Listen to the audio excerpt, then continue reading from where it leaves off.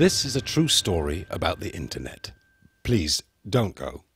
It's also the story of a treasure map and a murder.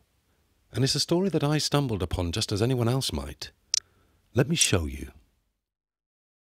On the 22nd of April 2005, an entity going by the name of Al1 publishes a website claiming that he's buried £9,000 somewhere in the UK and that it's anyone's to find. I say he, as although the name could be short for Alexandra as much as Alan, or pronounced in a variety of other ways, we'll assume for convenience and, probability's sake that this particular user is male. So Al1 tells us we're racing to solve his clues and locate the treasure before anyone else. And his only link takes us to a kind of broken comic strip, lines of simple pictures, some of which are repeated and some of which aren't. At this point, the majority of viewers must have found that they could go no further. Not that many people were paying attention anyway. But one person at least was watching. And 3 weeks later, he begins a video diary that will show his attempts to track down the money. The man goes by the name of Fortress, a fairly active user of YouTube and other popular forums. Fortress explains that as he gets nearer the treasure, he'll be adding a video every step of the way.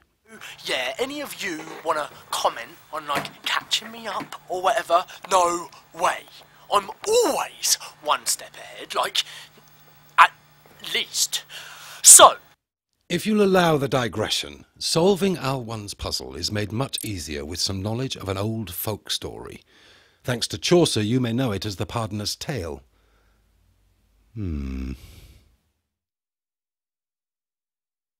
It goes like this.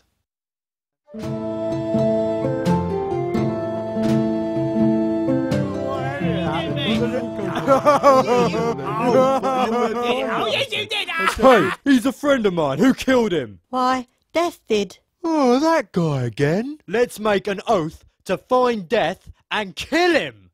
Yeah! Hey, how come you ain't dead yet, old man? You a spy for Death? You're looking for Death? You'll find him over there. We should wait till sundown before we take this back. Go to town and get us some drinks. 3 drinks, Governor. Here, they're in bottles. Have you got any strong poison? So we get him when he comes back, and then our share will be even bigger. My old friend. Let's drink to more treasure.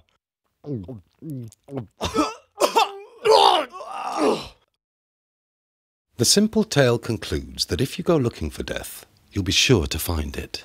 yeah, so I thought about it, and all these little pictures reminded me of some old kid's story. Couldn't find it. Fuck it. But what he'd realised was that each of the pictures on Al1's puzzle matched up to a specific moment in the tale. Put those moments in order and you can start building an alphabet, with the first scene standing for A and the last scene for Z. Then finally what you end up with is this. So that's where I'm going next. Clearly I'm a genius, so you better give me 5 stars. And yeah, stay tuned. Of course, very few people were tuned at all to Fortress's video, ignored as it must have been by the usual searchers. Still, this did not discourage him, and 4 days later he delivers another chapter. Okay, so the yellow house is some bar. Yeah, there's a tree. Maybe an oak tree. Oak tree.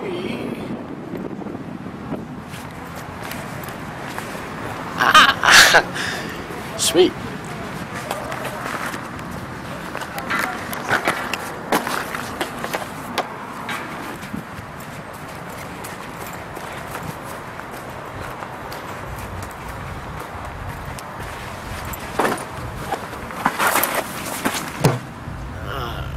Okay, this isn't. This is where my penknife comes in.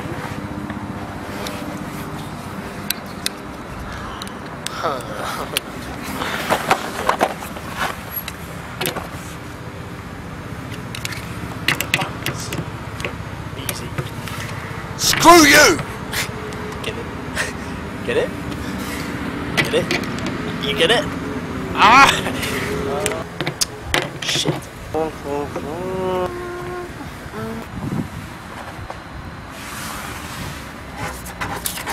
Oh no, wasn't expecting the money just yet.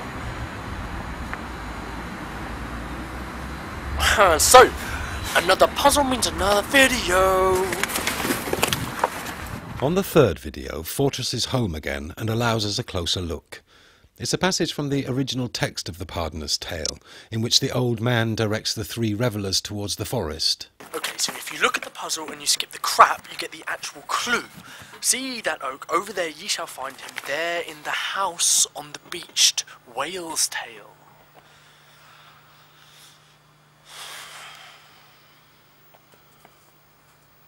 I can so do this. I can so do this! Fortress eventually admits that he's stuck. And it's a whole 2 weeks before... Got it. So, the house on the beached whale's tail, right? See how he misspelt whales? Yeah, so he's actually talking about Sheepshagger Land. And the beached whale has actually got to be this, right? And its tail is right here. Grab some free satellite images and it becomes almost obvious. The house on the beached whale's tail, a uniquely shaped rapeseed field in the area of Velinaminid, or Yellowstone. 2 days later and Fortress is travelling there, outlining his journey, wondering what he'll do with £9,000. It doesn't occur to him that he might be missing something, like the strangely technical rendering of Chaucer's verse, or the pattern in yellow on writing, signs, the yellow house bar, or a man travelling to Yellowstone, to a bright yellow field. Of course, no one noticed his omission. He was just another man at the shouting contest. No one noticed him at all.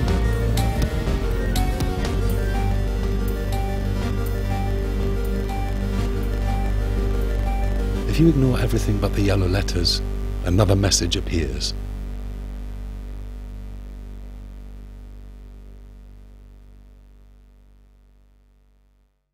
Two days pass, and then a farmer finds a dead man in the middle of his land, aged late teens to early 20s, average height, dark hair, a single but fatal stab wound, 2 sets of footprints, evidence of a struggle. But the body is never identified. And our problem is that it could be either one of them. When Al 1 met his treasure seeker, maybe Fortress was frightened or troubled by whatever he said, and he overreacted. Or perhaps, when Fortress didn't return his feelings, Al 1 got frustrated and became violent. But either way, the man might as well be faceless, because no one has claimed him.